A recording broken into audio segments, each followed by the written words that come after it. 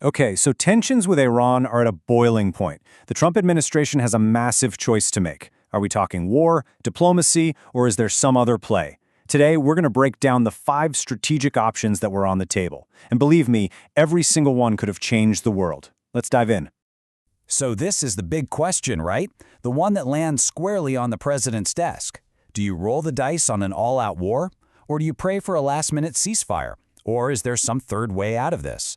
We are going to unpack the exact playbook they were looking at. And I mean, we'll look at the potential fallout for every single move. So, here's how we're going to break it down. First, we'll get into the flashpoint, what kicked this whole thing off. Then, we'll walk through all the options, the military playbook, the diplomatic gambit, and even a political off-ramp. And finally, we'll look at the massive choice that had to be made. All right, Section 1, the flashpoint. Everything really kicked off in the Strait of Hormuz. And if you don't know, this is one of the most critical oil choke points on the entire planet. But what turned a tense situation into a real crisis was a deadline. A clock was ticking, and that put a ton of pressure on everyone involved. And yeah, we're not talking about some far-off date. The deadline was just 12 hours away. A decision had to be made, and fast. That ticking clock basically turned an already explosive situation into an absolute pressure cooker. Okay, so with that pressure mounting, let's look at the first set of choices. This is the military playbook. We're talking about 3 different paths, and they all involve using force. These are the options for escalation. And there were basically 3 different flavors of force being considered. You've got large-scale bombing, you've got more precise targeted airstrikes, and then there's an actual ground invasion. Let's dig into what each of those really means. So, option 1, this is the most extreme one, a massive bombing campaign. We're talking about hitting civilian infrastructure, power plants, bridges, transportation systems, you name it.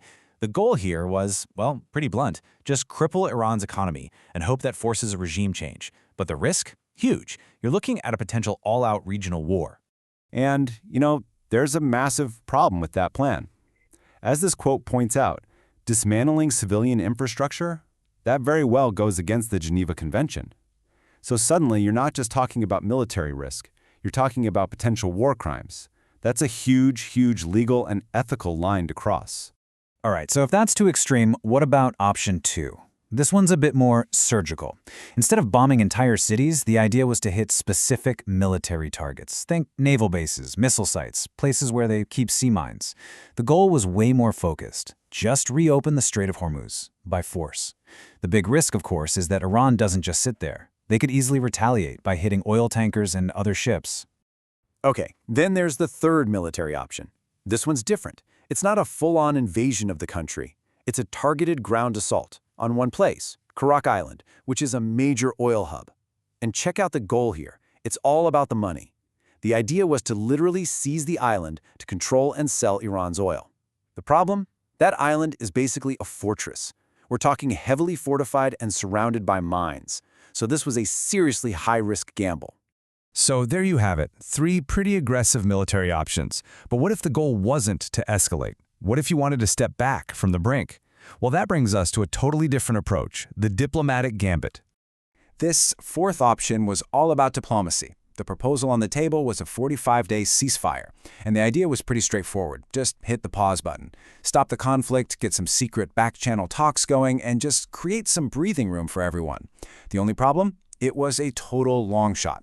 Iran had apparently already said no to the plan, which, makes it a pretty risky gamble in its own right. And that brings us to our last option. And this one is maybe the most unconventional of them all. It's not about winning a war. It's not about a big diplomatic deal. It's a political off-ramp. A strategy designed for one thing, really, to save face and just get out of the immediate crisis. So what is this political off-ramp? It's kind of wild. The plan was to simply declare victory and then de-escalate. That's it. It's a pure political move. You're trying to end the standoff without, actually reopening the strait. The huge, glaring risk, of course, is that the fundamental problem is still there. The strait stays shut, and that global oil shock just keeps on coming. All right, let's pull all this together and look at the big picture. What we've seen is that every single one of these options, from all-out war to that weird political move, is loaded with its own unique and pretty dangerous set of risks. There was simply no safe or easy choice to be made here. And this really gets to the heart of the dilemma. If you go down the path of escalation, you're risking a massive regional war, not to mention accusations of war crimes. But if you try to de-escalate, the global oil shock continues, and the main problem, the strait being shut, is still unsolved. It was the definition of being stuck between a rock and a hard place. Which really leaves us with one final critical question. When you're in a global standoff like this, and there are no good options, which path carries the greater risk? Is it action, which could spark a devastating war? Or is it inaction, which could trigger a global economic disaster? It's the kind of choice where, no matter what you decide, the consequences are going to be felt all around the world.